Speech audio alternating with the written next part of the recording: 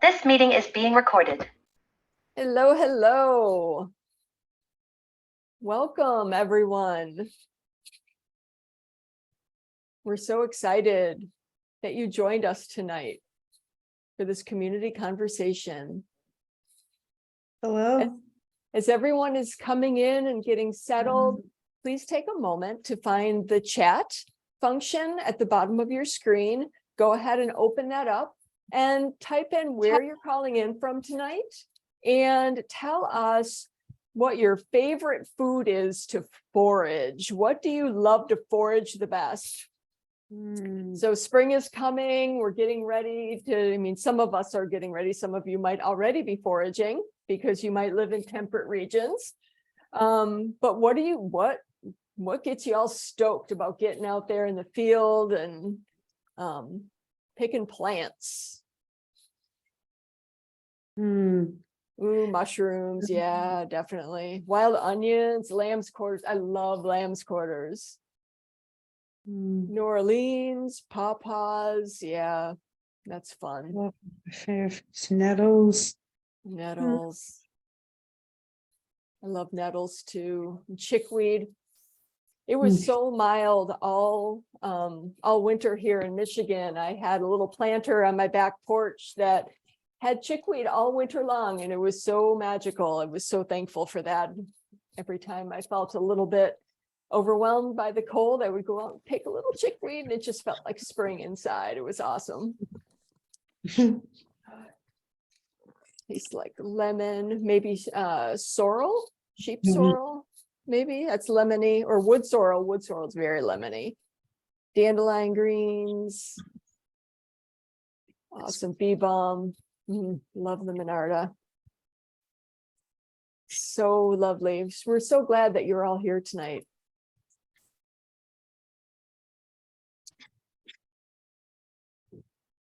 Cattail kittens. Yeah, maple season. It's going strong here. Linda's been collecting sap for a couple weeks now, Linda, right? Yes. I had some sap stew tonight for dinner.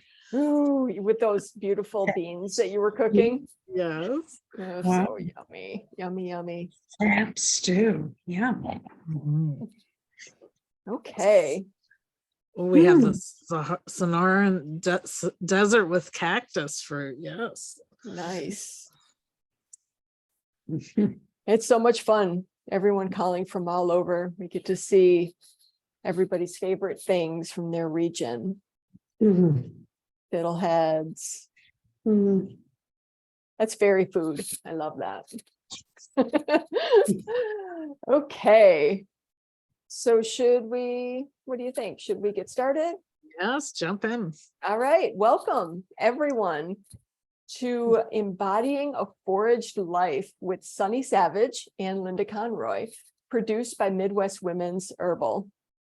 In case you aren't familiar with us, we are a women-led and women-empowered organization that has been producing herbal and personal growth events in person and virtually for over 12 years. We produce 2 in-person events and 1 live virtual series annually, as well as ongoing virtual courses and on-demand workshop recordings. To find out more, please visit our website at midwestwomensherbal.com. Okay, so a little bit of housekeeping before we begin. In the coming days, we're going to be sending you some emails with some amazing offers in them, and we want to make sure you receive them. We know a lot of times our emails can go into your spam or your promotions folder, so we have a couple strategies to help you avoid that. The first one is adding our email, which is herbwomen@gmail.com, to your contacts list. This helps search engines to recognize our email as friendly.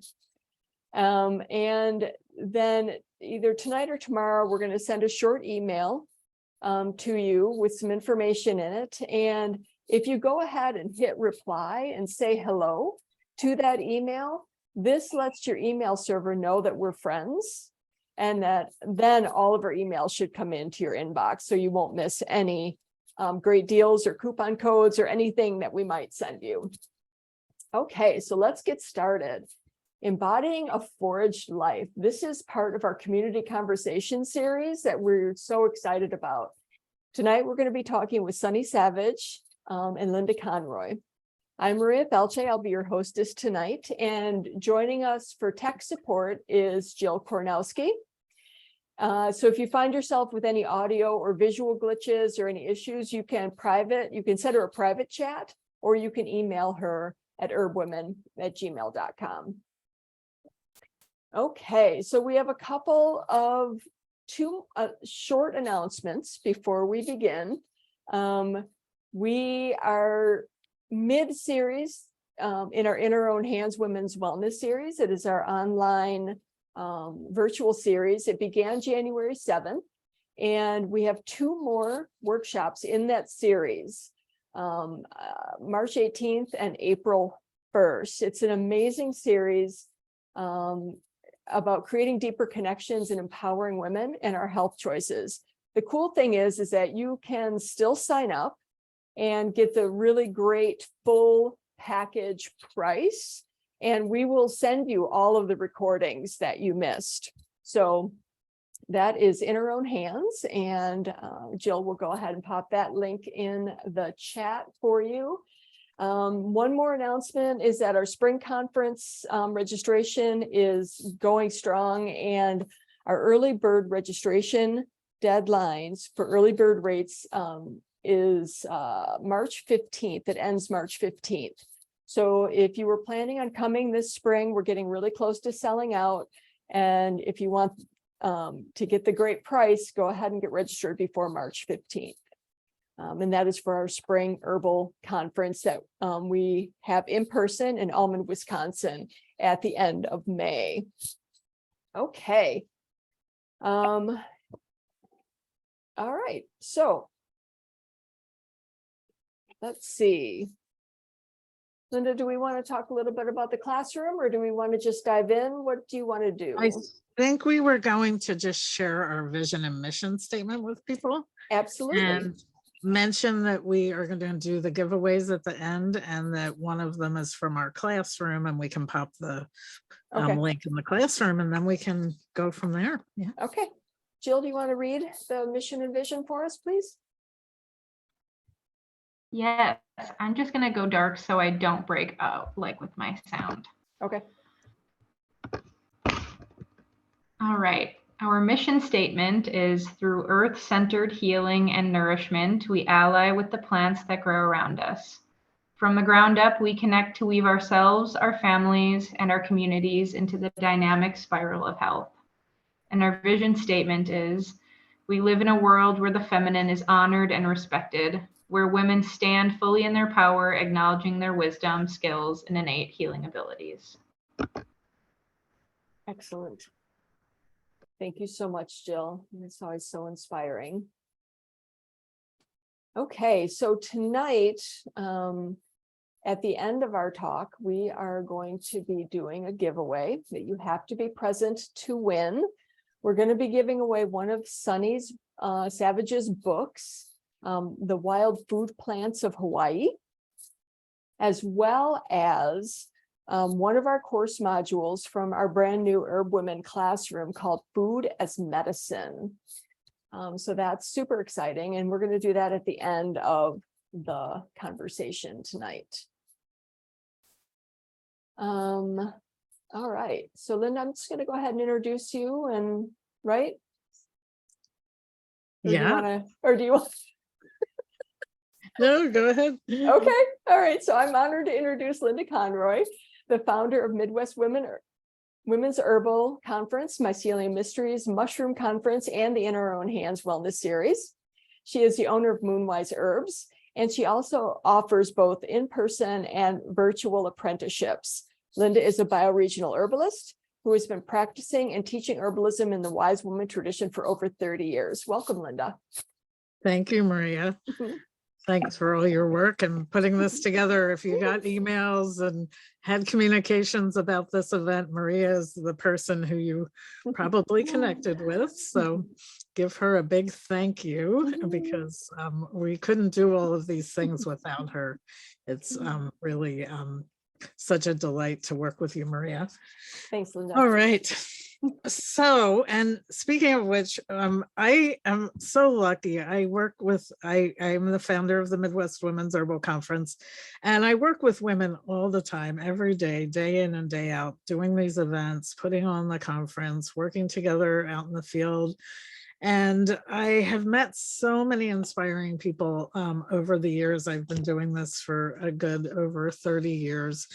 And one of the things that happens with the Midwest Women's Herbal Conference is I invite women that I want to spend time with a lot of times. And I've invited Sunny Savage a few times, and she hasn't been able to travel from Hawaii to be with us in person. So when we started doing the community conversations, one of the first people I thought of to spend time here with was Sunny and her work. I've really appreciated it. And have a lot of resonance with the work that she does. So I'm going to introduce Sunny. I'm going to read her bio and then tell you a little bit, and then I'm going to pop her up on the spotlight with me. I know I saw she's here, so I'm glad you got here, Sunny. So Sunny, I'll just read some of her bio just so I don't miss anything. So Sunny's a wild food forager, and her life is dedicated to helping people identify, harvest, and prepare invasive species through her mobile app, Savage Kitchen. She is the author of the book Wild Food Plants of Hawaii, and she hosted the internationally airing wild food cooking television series Hot on the Trail. And I just want to say I met Sunny right before she actually did that television show, and I couldn't even fathom how she was going to do this, but it's so creative. I don't know, Sunny, you can tell us later if we're able to watch any of the episodes, because it was really fun. And it was such a fun idea to do a television show about wild edibles. So just a few more things. She also has been a headlining chef at the Taste of Chicago. She's done a TED Talk in Maui on wild edibles, and we'll pop a link into that TED Talk in the chat, because it's really worth a watch and a listen. She has served as a faculty at the White Earth Tribal and Community College. She earned a master's degree in nutrition education with a focus on the antioxidants contained in wild greens. She's an avid adventurer. She's traveled to every continent before her 30th birthday, she says, and has learned from plants and people all along the way. She has called the island of Maui, Hawaii home for the last 14 years, but previously adapted to life aboard a sailboat for over 3 years, in an RV for a year, at a research station in Antarctica for a year, and grew up without electricity or running water in the wilds of northern Minnesota here in the Midwest. She enjoys distilling her observations of the natural world into storied solutions.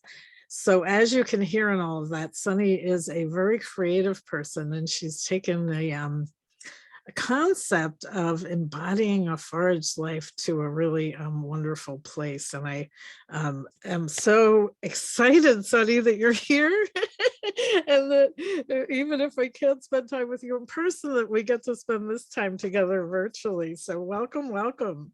Oh, it's great to see you, Linda. And I'm really honored that you reached out. So, and it's so cool to see all these faces popping through here.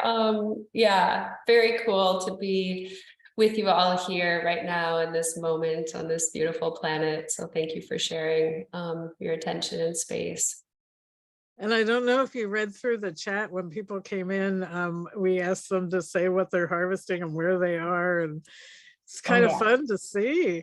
Oh, yeah. I mean, this is the thing. I live in Hawaii, but I was born and raised in northern Minnesota, and I miss the flavors. So when people are talking about morels and fiddleheads and all these things, those are certainly, you know, part of who I am on this deep level through the stories of food.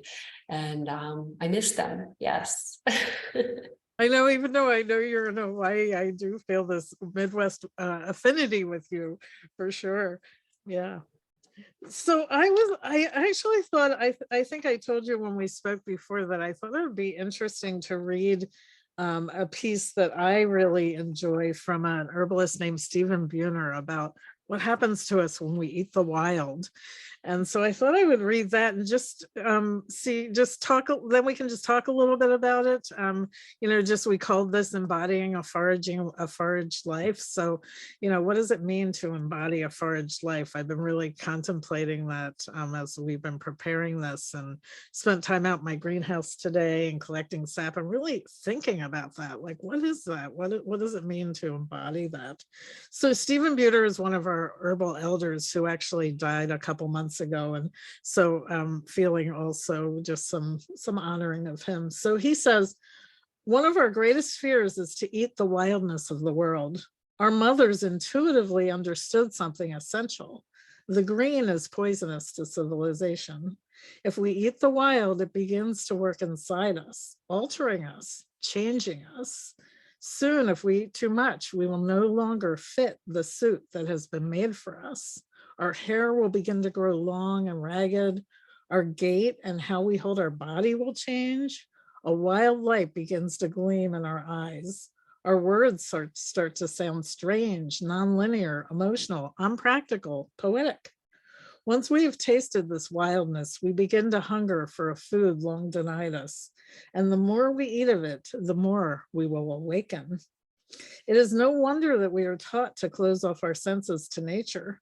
Through these channels, the green paws of nature enter into us, climb over us, search within us, find all our hiding places, burst us open, and blind the intellectual eye with hanging tendrils of green. The terror is an illusion, of course. For most of our million years on this planet, human beings have daily eaten the wild.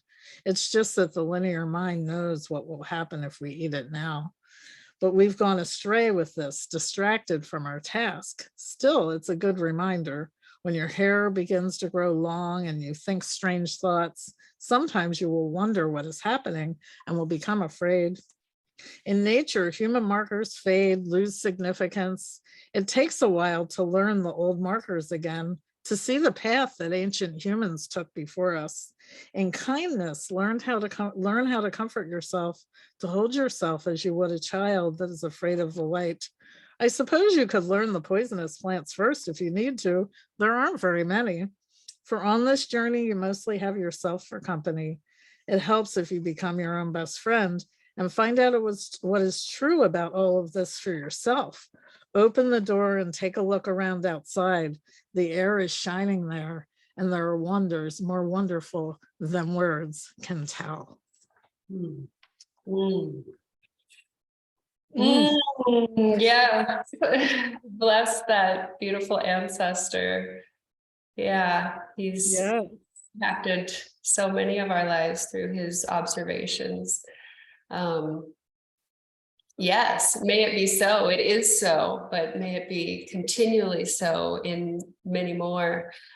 Yeah, I did receive his book that he finished like days before his passing, Becoming Vegetalista. I know that one of my personal fun takeaways from it was breathing in aromatic plants and how that feeds the microbiome of our lungs. Obviously, he was dealing with lung issues for many years, and I thought that was such a keen observation. Of course, we're talking about the gut microbiome, as well as other parts of the body, but it really helped me, add another layer of language to why I love the aromatic plants in my journey of distillation, et cetera, so much as well, and feeding that part.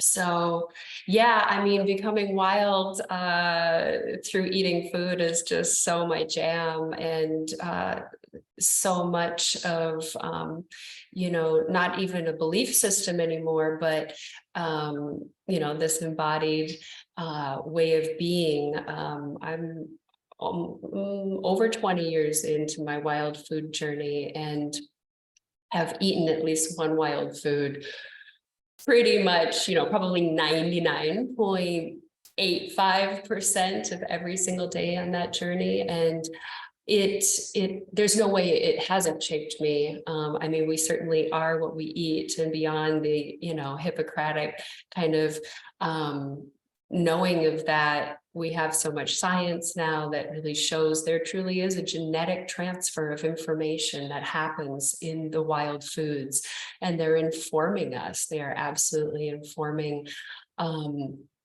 us on how to overstand this toxic system. And it's one of the reasons I so love eating the weedy invasive plants, because they have learned, they have evolved ways to resist uptaking those chemicals into their cell tissue. And that information, like, hell yeah, I want that. I want that. I need that. And the earth obviously needs that and is doing that. And so that, again, that genetic transfer of information that happens through eating, in addition to informing me about pathogens in the ecosystem from which I live, and climactic shifts, they're out there being exposed, they're not being fertilized, watered, etc. So it's very much, I mean, yes, the hair grows long and whatnot, but I would almost equate it as a wild mind of really, like, I'm really not buying into what this major paradigm is saying. And besides the health benefits that I know, like, everybody's like, oh, you have great skin. And I've had health challenges, but I find that my ability to adapt to those and not go down a rabbit hole like I've seen other people go down with some of those. So it's not a cure-all, but it certainly is a beautiful assist in a deep, nourishing way for me. So. I want to say something about that, because I've had some health challenges too as an herbalist, and I've had people say to me, do you feel like the plants have left you down? And I've said, absolutely not. Like, the plants, like you said, they've partnered with me, they've assisted me, we've walked this path together, and knowing them has made my journey rich and helped me be more resilient, for sure. So yeah, I think that's a really important thing to remember. It's not an either or thing, And even if you have health challenges and you pursue Western medicine, it doesn't mean the plants aren't there for you. It doesn't mean you can't enlist the plants too, or sometimes instead of, whatever is right for you. But I think that's such an important point that I just wanted to underscore. Yeah. And one of the other things I was thinking about as you were talking and as I was reading that, like, just this resiliency of the plants and how that resiliency gets transferred to us when we ingest them on a daily basis. I know I'm a big fan of a wild food with every meal as well. And when I visited you a couple of years ago, it was so delightful to be in your kitchen, and it looked like my kitchen, all these wild foods everywhere in the freezer. And it's so resonant to go into somebody else's home and see that, Yeah. Yes. And you visited me in California as well. I remember, and it's just such a lifestyle thing. And yeah, that's going into somebody else's kitchen and seeing what they have. It is, and spending time together crafting and creating things. And I know when I was there, you sent me out and told me where to go get plants, and just really it's a way to spend time together, right? So we're not going out to a bar, it's like, okay, we're going to go spend time with the plants, or this is what we have in common and what we share, and that nourishment.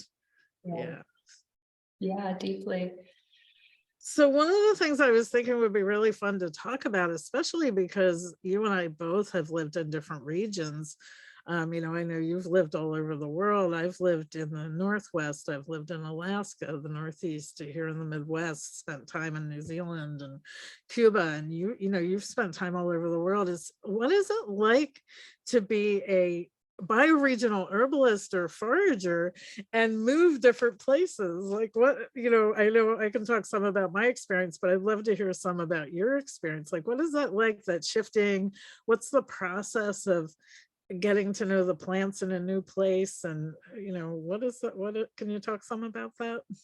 Well, you can't help but see the world through the lens of plants. So, you know, I mean, we are just attuned in that way to see through that lens. So traveling, I mean, I have certainly felt like caught with my pants down in like, oh my gosh, I'm looking at a plant and I think it's something that I know, but I'm in a different bioregion. It's like, oh my gosh, like you really need to have that extra layer of like, okay, does it make sense? Is that around here? So it's that constant thing for myself included, where you're trying to find somebody that is in person, because being in person with somebody is always the best way. When you're in other countries, that can look different. It can be like going to a market, you know, some kind of cool open air market, or if there's a plant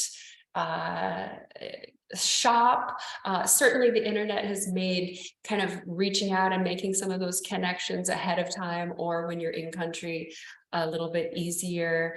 But you know, it's also like seeing the granny like hanging out the window and like, you know, hey, what is this? And trying to figure out some form of communication if, you know, you're not speaking the same language. So it's looked really different. But I think that anybody who is really a lover of we say aina here in Hawaii, but of the land, and, you know, a naturalist, so to speak, at heart, there's a resonance that you'll like find when you get out there. So yeah, it can be challenging, but you know, doing any research ahead of time, and then connecting with people in person. Of course, any books, those are always gems. But yeah, I have traveled a lot and learned from a lot of people all over the place, and it really is the best way. Obviously, you know, our wild food knowledge before the last few hundred years really was passed verbally from person to person. And, you know, we're in the like Instagram land and praise the like interest in wild foods, but also like it comes from such a lineage of like people putting themselves on the line for keeping that knowledge alive. Oftentimes, obviously, we know, with my Western and Eastern European and Nordic background, we have the burning of the witches, which anybody involved with plants. I mean, certainly in northern Minnesota, we had Native folks when I was young who were being arrested over fishing rights and harvesting wild rice. So certainly any Indigenous community out there that has really kept that knowledge alive, oftentimes at the expense of some of their own peace, I just really always like to honor that, because it's easy to forget that now. But so traveling, it's such a great way to travel, right? To be kind of that foodie plant person. Like there's just so restaurants as well, finding restaurants and like trying to decipher what the ingredients are, and then maybe asking the people that are working there, or chef, if can. So yeah, those would be my tips and experiences. But certainly when I came to Hawaii, I had never lived tropical or subtropical at that point in my life. And I was just like, oh my gosh, it's not like just some flat white sand beach with palm trees. It is, we have so many different ecosystems, and little microclimates here. There's actually a huge diversity of anything from desert to jungle to savanna to like feeling like you're on top of, or feeling like you're on Mars or the moon at the summits of the volcanic the volcanoes. So yeah, I was definitely out of my element. I took like a year to just kind of like, oh my gosh. And then there's well, that's one of the things I think about is when I've changed bioregions or visited another place for any length of time, it takes a while to acclimate and to start to really start to see what's there. And you should take your time to really integrate what's there and to start bringing it in. I was very hesitant when I moved to the Midwest to start utilizing the plants as deeply at first, because I was acclimated to the plants of the Pacific Northwest, and there's a big difference in the plants. Even in the nettle season harvesting time frame, I was still on Pacific Northwest time for at least a year or two before I caught up to nettle season here and realized that nettle doesn't come in February in the Midwest. yeah. Yeah. So, and true, like all the different ecosystems, even when I've spent time in the desert, you know, a lot of people think there's not anything in the desert, but if you look closely, there's a whole lot. I know, I don't like that whole food desert thing. I'm like, are you kidding? The desert is a fabulous place for food. The Sonoran Desert has some of my favorite flavors on the planet. It's obviously it's the most biodiverse desert on the planet as well. But yeah, there's just so much diversity. And you know, I know that about the Midwest too. I didn't grow up here, and I've lived here, gosh, probably about 18 years now. And when I first came here, I was surprised at how much diversity and how many different ecosystems there are here as well. You know, you have to go to, you know, certain places in the northern part of Wisconsin to harvest certain plants and other parts. So I'm sure that's true for you too, is that you're going you know, up onto the volcanoes to harvest one thing and some on the beach to harvest different things. Absolutely. And we have multiple seasons per year. I mean, there are some things that will produce 4 times a year, and there's some things that it's once a year, and there's wild craziness happening with that, with climactic shifts. So it's definitely a whole different ballgame out here. But it is everywhere that you go. It's always different. And really, yeah, like you said, taking that time and asking people and seeing if you can kind of get under the wing of somebody to show you the ropes is super helpful. It is, it's very helpful. And you know, I always say to my students, you know, not everything, you never will everything be written down. Well, nor will it ever all be on the internet. It's like showing up in person, being present, listening and seeing how other people interface. I mean, it's really important to have those interfaces, because there's no way all of it is ever going to be documented, because it's a living, breathing experience. It is. It's a living knowledge. I feel like I wrote my book a few years ago, and there's already details in processing or things like that I would change, because I'm evolving and growing in my practice. And it's a living knowledge system. So yeah. So it was interesting when I visited you and you gave me a copy of your book. I was delighted to receive it, and I came back and I thought, okay, I'm going to look through this, but how is it relevant to me? Because here I am in the Midwest, but the parts about nutrition in that book are invaluable to anybody. I was really grateful for that. And in your TED Talk as well, when you talk about nutrition and the what the wild edibles offer us from that perspective.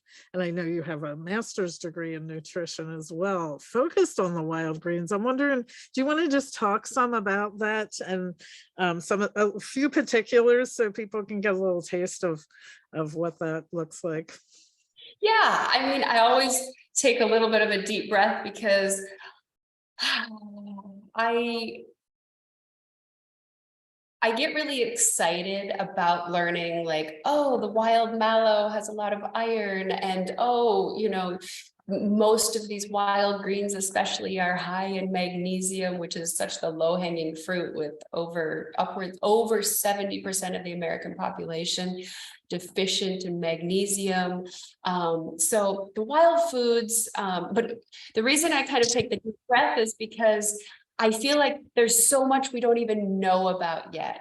So I can fixate on like, oh, it has this and that and this and that, but I feel like, you know, it's fun. I love it too, but it also, it doesn't broaden out to like the bigger message of like, let's eat the rainbow. You know, let's get a diversity of things. And then you don't have to like worry about, oh, am I getting potassium? Am I getting the iron? Am I getting the magnesium, etc.? Because that's not how our ancestors thought about it. And they were deeply nourished. So just trying to add that biodiversity to what you're eating is the ultimate message. But yes, I got very interested in nutrition, and I was super lucky because there was no way to kind of do in that super academic setting something around wild foods because there wasn't that supportive peer-reviewed information. But I came into it right when the third rung of the Mediterranean diet research had been published. And so the first wave was like, oh, they're all eating olive oil, and olive oil is, you know, going to save us all. And yes, praise olive oil. I love olive oil. The next rung of it was kind of this fruits and vegetables, low red meat, fish, you know, kind of thing. But the third rung was really this recognition and documentation of the profound diversity of wild foods that are eaten within the Mediterranean peoples. And so that allowed me to be in kind of that clinical setting. And so I focused on creating an educational module for practitioners, doctors, nurse practitioners, you know, the higher level clinicians who were handling patient loads, to train them about utilizing wild foods, specifically wild greens, concurrently for people who were immunocompromised. So if you were doing chemo, then it was indicated to supplement. It was an especially powerful time to get those patients and advocate for them to be eating wild greens, say. And so that was how I was able to like weave that piece of my interest at that right timing. You know, I just had that right timing. And so, yeah, the wild foods really, in a large sense, are filling this gap that is been created through the industrial agricultural complex, which fortifies with 3 nutrients and none of the others. So you are basically devoid of getting all of these other trace minerals, they're called. So we have macronutrients, which are like your fat, your carbohydrate, and your protein, and your micronutrients, which are the vitamins and minerals. And now we have all these other classes of phytonutrients and, you know, even allelochemicals, and like I said, things we don't even know about yet. And so, yeah, those wild foods really being able to fill those gaps because they are in relationship with the mycorrhizal. Like I'll get people saying, you're going to tell me this like salad thistle growing out of the cracks of the concrete is super nutritious for me? And I'm like, yes, because it has this network of, you know, this mycelium network that is transporting nutrients to it. It's under a stressed condition, so therefore it's producing more medicine for itself, and that medicine is these phytonutrients that are so good for us. So we're benefiting from the medicine that the plant is making for itself. And those weedy, tenacious plants like the thistles and burdock, and those are all the ones that have the highest nutrient, you know, especially trace minerals when we're looking at roots. I mean, it's just when you look at charts and, you know, you read the numbers, and I'm with you on, you know, you don't want to reduce it, but you know, you want to introduce all that diversity, and it's really incredible. And it's, I think when you eat those foods on a regular basis, you start to actually feel that.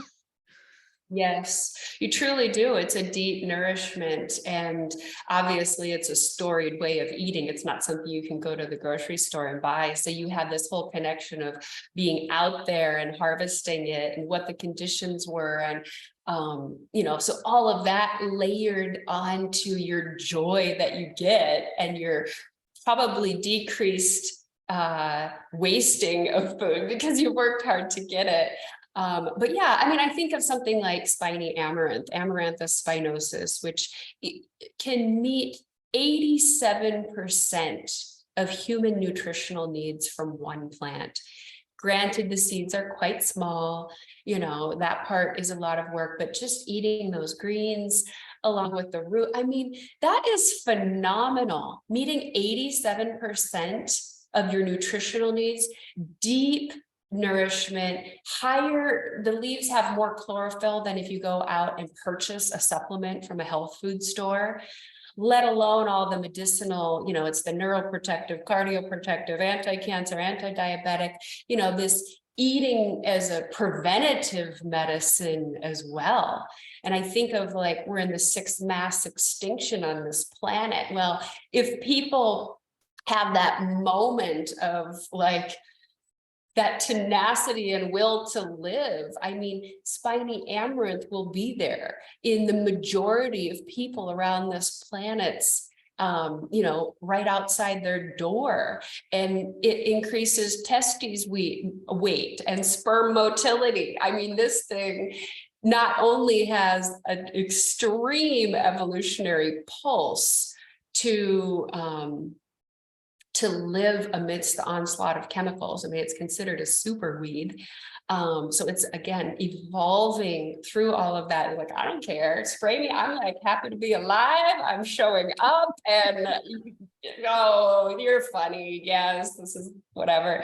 So anyways, yeah, I just really trip out on how nourishing that plant truly is. And for those of you who are living in the Midwest or other places, it is a plant that was originates from kind of Mesoamerica, so like Mexico, but it is found in tropical, subtropical locations around the globe, and has absolutely spread into temperate regions as well. So, and if you don't have, yeah, and if you don't have spiny amaranth, you have another wild amaranth. There are so many wild amaranths out there. They are deeply nourishing. I mean, you know, anytime the Catholic Church bans the cultivation of something, you're in for something good.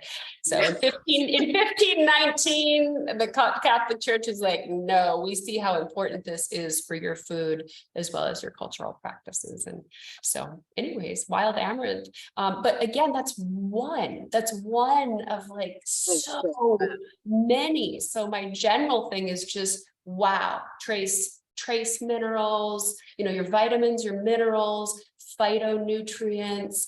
And again, you don't have to eat large quantities. It's a lot about quality versus quantity. And lots of, like you said, lots of color, lots of flavor, and also mixing fats and vinegars and things in that help us help those things be more bioavailable to the body, and just having a really nice, rich, diverse diet, and specific to your bioregion, because of course nettle is one that is so nourishing. Dandelion is incredibly nourishing. There's a plant here, I don't know if you encountered it when you were here, called velvet leaf, that a lot of foragers say you can't eat. And I looked it up, and they eat it in China. And so I'm like, well, why wouldn't you be able to eat it? I cooked it, I've cooked the seeds, and you know, there's so many plants even that we don't know yet, or that people don't have the information. Yes, this plant might be edible. Let's look into it and not just assume it's not edible. along the road, because there's lots of things we're learning all the time, like you said. Absolutely. And a lot was lost in colonization. You know, it wasn't understood or it wasn't documented. And so, yeah, like, you know, a lot has been lost. So you're tuning in to Velvet Leaf. I mean, that's epic. I feel that way about Haulicoa here, Lucana leucocephala, which is a crazy invasive. In fact, the IUCN, the International Union for the Conservation of Nature, has a list of the top 100 species on the planet. That's species, so it's like mosquitoes and viruses and all that. It's in the top 100 most invasive on the planet. And it has a toxin called mimosine in it. And, you know, yes, it has a toxin, but, you know, we kind of know we don't eat eggplant raw, right? And not everybody's running around scared about eggplant. So anyways, I just look at kind of, well, people have been eating it for thousands of years in you know, the Mayans in Mexico and Honduras and Belize and that area. So yeah, I think that it's cool to be able to bring some of that back. And there are traditional ways to prepare these things. Another reason to learn from the peoples where the plants have their origins, of how to prepare them so that even if they do have some carcinogens, you can prepare them in a way that removes those so that we can ingest them for nutrition. So that's a whole nother, you know, layer of, and connected to what you're saying for sure. So I know we can talk about nutrition all day long because it's such a great topic. But I thought it might be nice to talk a little bit more broadly about foraging and what some of your favorite embodying experiences of foraging have been. I was thinking a little bit about, I share with you briefly two of mine. One is sitting in a boat collecting kelp in the ocean and closing my eyes and just feeling like it was the most timeless moment I could ever have in my life. Like I could have been in any era just doing that, just collecting kelp and seaweed. And then very equivalent to that when I moved here was sitting in a boat and collecting wild rice and having the very same experience. And when I thought about embodying foraging, those are two of my strongest experiences connected to water and foraging. And I'm just wondering if you have any experiences like that that you might like to share. Such a juicy question. I feel like this is one where, you know, I'll wake up in the middle of the night being like, oh my gosh, that time. I mean, what immediately popped to mind was strawberry guavas, call them vaivi here in Hawaii. Another one that's in the top 100 most invasive species on the planet. And just incredible nutritive superstars. And I really, it's kind of interesting because they're a little bit like cedar, I feel like, from the Midwest, where you can get in the forest and almost feel a little disoriented. Because they do really form these like monotypic stands, you know, like these stands of strawberry guava and there's nothing else. And so you can kind of feel that. But feeling the rosiness, the rosy cheeks, like literally like eating the red flesh and feeling like it's, you know, kind of becoming that like outward, that outward face. So yeah, that comes to mind. I wish I had a better answer for you. But no, that's really beautiful. I know you have a lot of recipes for that plant in your app. I've seen that you put out a lot of recipes, so I'd encourage people to check that out. And no, it's really beautiful. I was thinking too about something that it's sort of backing up, because we could have started this conversation with this, but we're going around the spiral a little bit, is when we look at today, a lot of people have access to apps on their phones for plant identification and that kind of thing. And I'm a real strong proponent of encouraging people to do what I call dirt time, like actually being out there looking really closely at the details and really getting to know the plants. And I know you alluded to it a little bit earlier when you said, if you go to a new place, really look. But do you have any tips for people in that realm, especially people who might be just starting out, we didn't start out with apps. So I think that it can be a little confusing for people. And I know apps aren't always correct. So what are some tips you have for, foraging and making sure you're identifying the plants and you're getting that connection? I would say iNaturalist would be maybe my top recommendation for an app. And it's not necessarily going to get you a species specific, but it'll get you for sure the plant family, which, can set you on your journey. Excuse me, most of the plant ID apps are a little bit more focused for plants in the eastern woodlands, so kind of from the Mississippi River east. And I don't find that they work as well in tropical, subtropical settings. But iNaturalist is probably the best that I've personally seen. I haven't gone down that road myself a lot, even though I do have an app. It's not one that does the identification through a photo matching kind of thing. There's lots of information about identifying the plant, including illustrations, tons of photos of what the plant looks like when it's just sprouting to meristem stage, if that's appropriate, the bark, if it's a tree, the seeds, etc., as well as plant quizzes to really ooh, do I really got this? Am I ready to go eat this thing? So it's a challenging one, and certainly not one that I either would afford to an app. And also challenging through a book, in all reality. That's why that personal connection and that direct download is absolutely essential, because you could be looking at a book or an app for months, and then you go out with somebody and it's just oh, there's the confirmation, and boom, then you see it, from that point on. So that's what I would say about that. And there was one other piece I was going to bring in. I lost it. Yeah. Well, think about that. I'll throw one thing out there that I've been enjoying the past couple of years. I discovered the herbarium at the University of Wisconsin-Madison, and I take my apprentices there, and we volunteer to mount plants for them that they've collected, and it's so fun. And they have, a botanist there who we can ask questions, and he is a wealth of knowledge. And so that's been really a fun thing. If you live near a university, you might be able to find, if you aren't, don't have anybody else around you, that might be a really good place to go and get some connection and learn about the plants of your bioregion too. So yeah, and then books and all that kind of stuff, and walks, and yeah.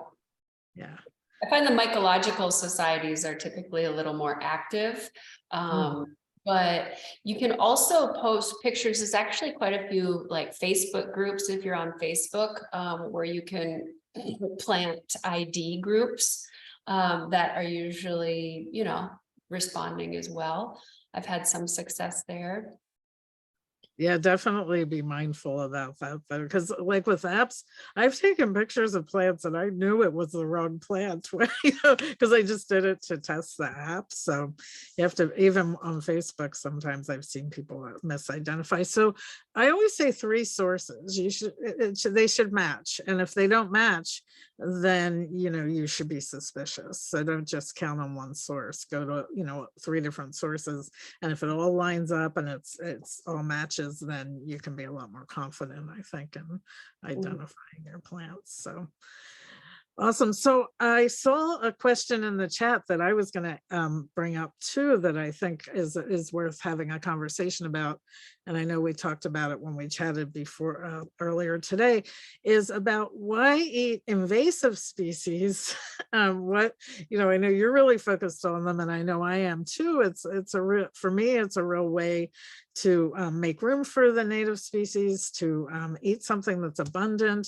But what are some of your thoughts about eating the invasive species?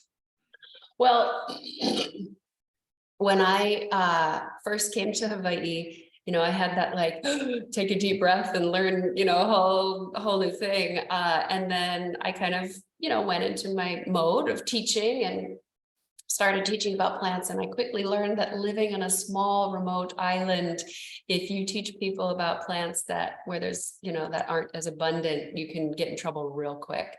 And so I shifted to eating invasives, which really felt right and has kind of oddly been controversial here because Hawaii has some of the highest rates of endemism on the planet. So that's species that are found here and nowhere else on the planet. And so there's a lot of grief. There's a lot of grief around the loss, the rapid. I felt that when I was there. Yes. Rapid loss of unique life forms. And because of that, I feel like some of that grief is misplaced or not known how to be channeled, or just it just is what it is. It's grief. And so a lot of grants and attention from the international community has been placed on eradicating invasive species here. And so we have a little bit of an even higher onslaught of chemical use and kind of the stories surrounding invasives here. And so I said kind of controversial because I was like, yo, this just doesn't feel right to me. Like this whole negativity and vilification of invasives. And yes, you have to have that understanding of what they are and how they're affecting the ecosystem. None of that goes away, and I'm not trying to detract from that. But the reality is that we're not going back to this like time when it was all endemic species in Hawaii, and learning to adjust to these beings who are here is absolutely essential, in my opinion, for our lives to go on. And so, you know, not all of us had a grandmother, grandfather, or auntie or uncle, or somebody to hold our hand and show us about wild foods and how to, you know, kind of have that respectful harvest of them. And so one of my biggest lessons when I was starting was about over harvesting. And I feel like you can read about over harvesting, you can have somebody tell you about over harvesting, but it is a lived, learned experience. You have to be able to gauge how much you are able to harvest, but then to bring home and spend the hours it takes to process these things. And there is a learning curve that happens. And so when people are starting out foraging, you don't want to be the, like, you know, break or dampen that energetic, like, explosion of newness and like, this is so cool, I'm out foraging. And like, yes, that's really awesome. And I want to support you in that. And that's why I'm going to teach you about invasives first, because you can use them as that training ground for how much to harvest. In fact, take as much as you like, instead of the learning that needs to happen around not over harvesting. In this case, you're learning about how not to spread the reproductive parts of that plant. So it's not like you're not learning something along the way, and it's not like you're not being respectful and still taking as much as you only that you need. So anyways, just to say that I feel like the invasives are such the great teacher, since we've missed out on that teacher that used to be present for all of humanity's existence. You know, all of our ancestors were foragers, you know, depending how far back you go for various groups. But so yeah, they are there to really assist in that learning of the over harvesting, I feel.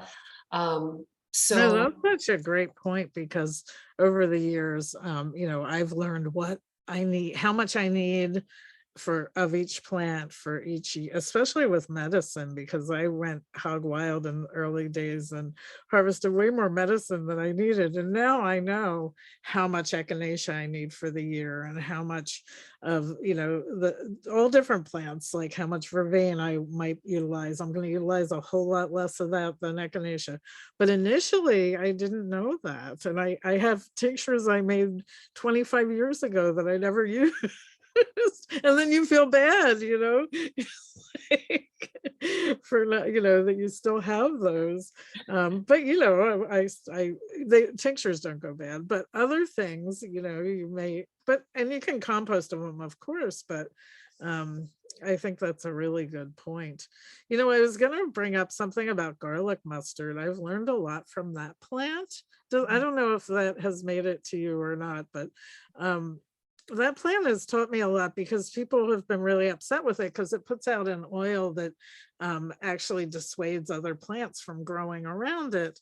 And I was reading an article a couple years ago that said once it's established, it stops doing that so much and makes room for the other plants. And that reminded me that this isn't stagnant, it's not fixed, like things are constantly in motion.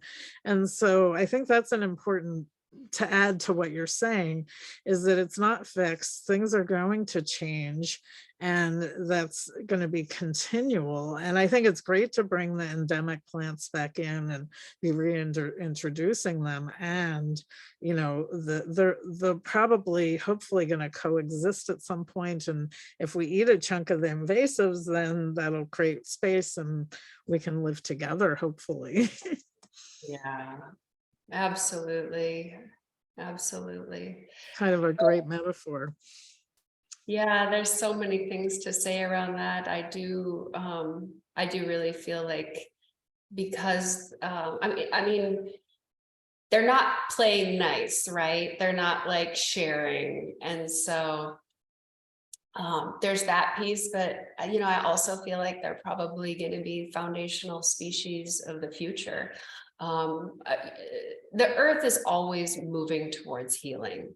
So we have to trust that. And yes, it's a lot of human induced disruption, and it's the dedicated humans who will save those endemic species, you know, among us. But all of that, and there can be more than one story at a time, right? So I do really feel like the earth it's always in flux, and we are at this one tiny little point. But when you look at geologic time, you know, it's just always in shift. And so for me, I just want to use my eyes and all of my senses to perceive the lines of abundance and live where the abundance is, not wanting it to be one way or another, but like, this is where the abundance is. So this is the direction that I'm moving. I have a question I like to ask people. That's one of my favorite questions, and it's a little rhetorical, but it's still answerable, is what if nourishment works? Like, what if it works? You know, what does that mean for our lives if we open up that question and trust that life leans toward health, which is what I hear you saying, that life literally does. And what if nourishment does work if we trusted that and didn't resist it quite as much? So, you know, like I said, it's a bumper sticker. I like to have people be thinking about that. So I have one other topic area I was hoping we could talk about, and then I thought maybe we could take a couple of questions and then do our giveaway if that feels good to you. Because I had said this to you earlier, I don't have any children, but I mentor a lot of young women, and a lot of them either end up getting pregnant or having children along the way as I get to know them.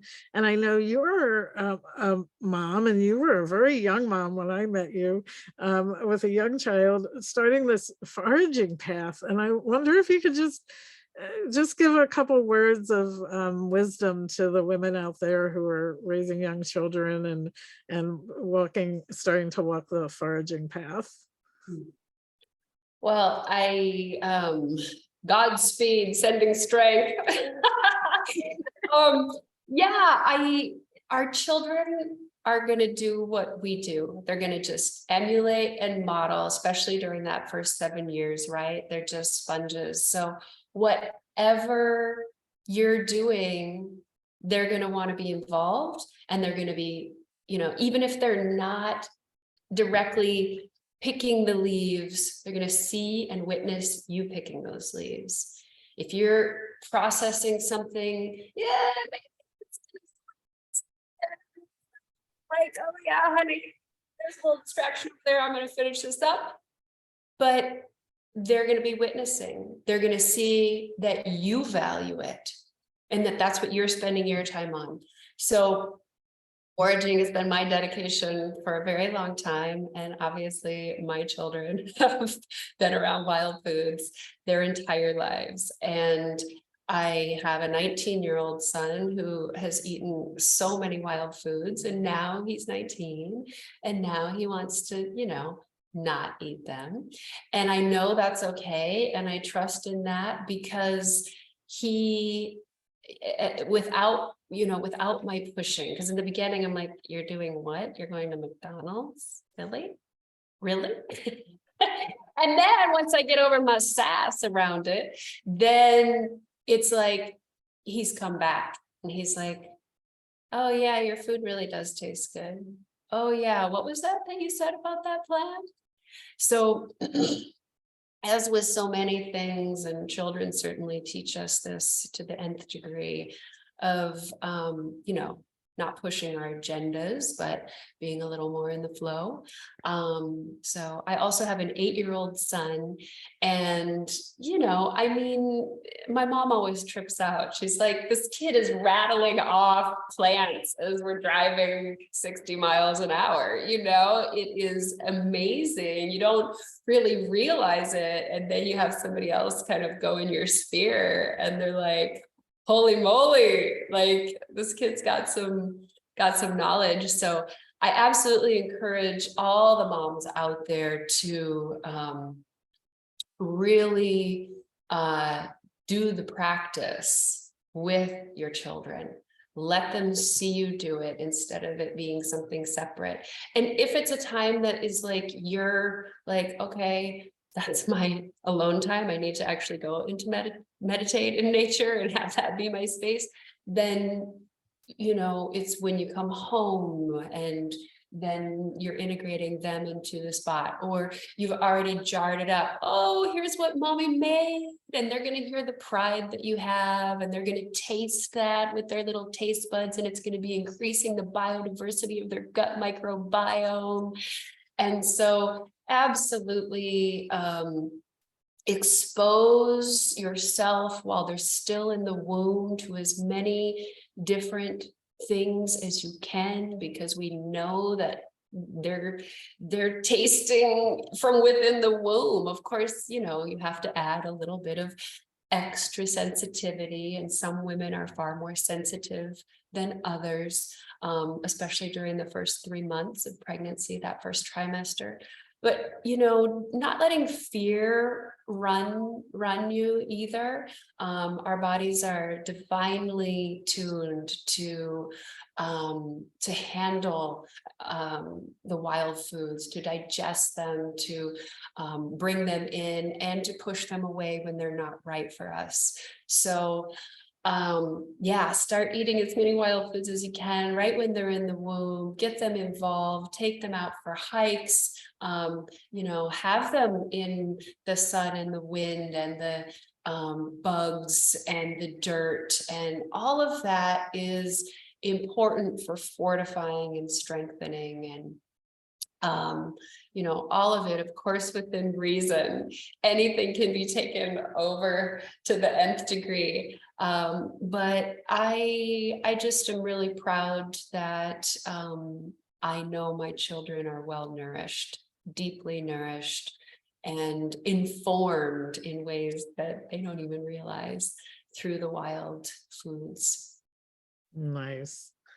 I see that with our women's herbal conference we have at kids camp, and it's so amazing. The kids start telling us what plants are what, and you can tell they're having their herbal programs going on with the kids just right alongside the women, and the kids love it. And they're like sponges, like you're saying, they take it all in, and it's always been a priority for us to be able to offer that so that women can come and learn and their kids can learn too. So I just love what you're saying, and you know, really sense how nourished your children are the few times that I've been able to spend with them. So thank you.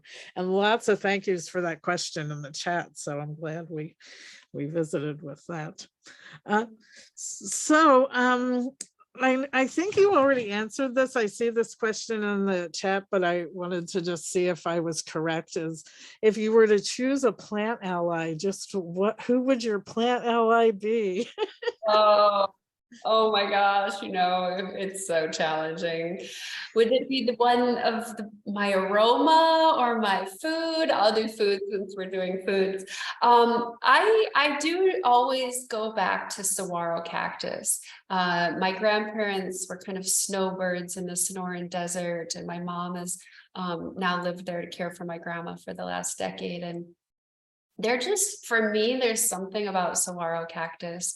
And when I first got into them, I was really blessed to kind of just start making some connect the dot moments, and was able to go to a Tohono O'odham saguaro camp and learn from some folks there. And then, you know, I just started reaching out to nurseries that had saguaros. I mean, it is, you know, more endangered and has become over the, you know, over 20 years now that I've been foraging. So it's a very precious food, but there is something about it that just like hits me so right. And I also love their shape, and I feel like it's a kind of a grandfather's spirit, you know, protector and guide for me. So yeah, I mean, I'm living where I am, but man, you know, it's like meeting some partner in your life where you just know, and it doesn't matter if distance is there, like, yeah, you just kind of know. So there are so many flavors where I would just be distraught if I felt like I couldn't have, you know, experienced them again in my life. But saguaro cactus is it's what I wrote in the chat, and it's definitely yeah. And I think, you know, it's interesting when you're talking, I'm reminded that I've had different plants come in at different points in my life for different reasons. Like when I was going through some health challenges a couple years ago, I took some time to just go on a journey and go camping by myself and kayaking. And I found my own personal medicine on that journey, where this tree, the linden tree, actually just spoke to me so loudly as the plant that I needed for that personal medicine journey.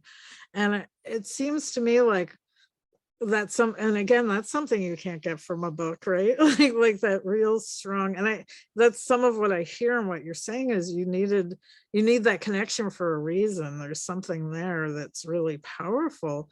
And another place I've taken a lot of like I've gotten a lot of sensibility about a more you know, energetic or relational, I guess would be a better word, plant connection, is that I have this incredible obsession with seaweed. I always have. When I lived in the Pacific Northwest, I still eat it every single day, even though I live in the Midwest. It goes in all my food. I just have this unusual relationship with it that's more than what most herbalists that I know. And one time a friend of mine mailed me seaweed from Ireland, and I was like, oh my gosh, this is so interesting. It never occurred to me that my ancestors ate seaweed, because I don't think of seaweed as connected to Ireland until I got that package in the mail. And then I went, oh, okay. So it's so interesting to think about like our ancestral relationships with plants that we might not be fully aware of until something like that happens. So I think we have different relationships with different plants for different reasons, and they nourish us on so many different levels, not only the food, but the cellular level as well. So yeah, so thank you.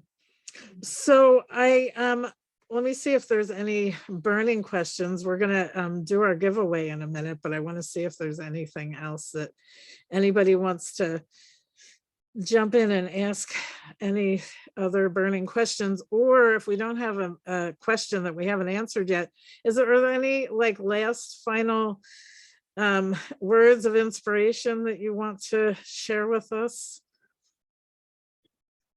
Oh, were you asking me? Now I got sucked into the Yes, I was asking you. I was looking through the chat, and we've talked about a lot of the stuff that people wanted to hear about, I think. So I just wondered if there was something anything burning that you really want to make sure that we don't forget. I think what you just spoke to about finding those plant allies, and specifically, not everybody lives on like a piece of land where they have access. And so even if you're in an apartment building and have like a little walk and there's a tree in the neighborhood or a wild thing that is coming out of the crack, to just find something within your day-to-day lived experience that you can connect with. I think that personal, regular connection over time really, there's a Hawaiian word called kilo. The kilo is your observation, and it's so like every time you go into that space of observing, oh, the wind, and like, what am I hearing? And oh, obviously my eyes, what am I seeing? What am I smelling? What am I feeling? All the different clairs, right? Most people are clairsentient. So what am I feeling? And tapping into that. So it is so much about building relationship. And so oftentimes that's really seen as this woo-woo thing, but building relationship is what is going to help form you, form your experience. So yeah, finding something over time in your day-to-day lived experience that you can connect with. I feel like it's, a lot of people talk about it, and it's such a tried and true. So, and eat one wild food every day. Yes. And so those two things are very practical, actually. Wonderful. Oh my gosh, Sunny. We've talked for a really good amount of time. I don't even know, over an hour and 15 minutes, and it hasn't been long enough, but it's just such a delight to spend time with you. I love the work that you're doing, and I love the message that you have. So just thank you so much for spending this time with us. And I hope we can do it again, and maybe even in person at some point. So yes, but we're going to go ahead and give your book away to some lucky person. And then we're going to give our, we have a new food as medicine course on our platform that we're going to give away as well. And I just want to encourage everybody to check out Sunny's website and her app, which is really fun to see the wild food that she's working with in that space, and the recipes. If you were interested in recipes, you can find some there. And yeah, I think that's what we've got for you. And we will be sending all the links in an email after this. So Maria, do you want to do the giveaway? Sure. Okay, and lots of thank you in the chat. I don't know if you can see it, Sunny, but lots and lots. Yeah, we're all so grateful for this amazing conversation. And thank you, Sunny, for joining us, and Linda for hosting us, and everyone for joining us tonight. It was very, very nourishing conversation. So let's go away. Let's give away a book. I am gonna scroll. Simon's gonna help me. Because he's a good The boy. cat energy is here tonight. He's a good boy. All right, Kirsten, I'm sorry, Kirsten. I'm going to ask you to unmute so you can put your hand up and let us know that you are here. Yep, I'm here. Yay! Oh, I'm Go Kirsten too. I don't know Okay, which one. oh no, there are two Kirstens. Well, which one got the message to unmute? I did. Okay, so then it's you. Okay. Go ahead and put your email in the chat for us. Will do. You can do a private chat to either Jill or myself. Okay. And then we can get you hooked up with the book. Okay, so now let's give away the food as medicine module. That's really an amazing module. I think some of you probably maybe took a peek at it already when you were signing up for this conversation, and we're really excited about it. All right. Kisa Heinens, I'm so sorry, I'm mutilating your name. Hein. Hi, I'm here. Oh, you're here. Thank you for saving me. Can you hear me? Yes, I can hear you. Okay, great. You thank won the you. module. So go ahead, also private Thank message you. us with your email, and we will get you all set up with that. And Awesome. just to let people know, if you sign up for any of the modules, we have a live question and answer once a month, where you can talk with me and sometimes some guests about different things that you're learning in your class. So so think about joining us there. And also we will be doing more community conversations, so keep your eyes and ears out for those. And do you have anything else, Maria? I don't think so. Just keep your eyes out for an email from us tonight, and in a couple of days or so when you'll get the recording from this. And when we send the recording, we'll have all the links and everything with that Great. that we talked So about if tonight. everybody wants to open your mic and just say goodnight and happy foraging, I think that would be fun. So just go ahead and open yourself Thank up. you. And happy Thank foraging. you so much. Thank you so Night. much. Happy Foraging. foraging. Good night. And blessing. Happy foraging. Thank Happy you. foraging. Thank you all. Happy foraging. Good night. Thank you, Bye. Sunny and Maria and everybody. This was Many wonderful. blessings. Happy foraging. Thank you so much.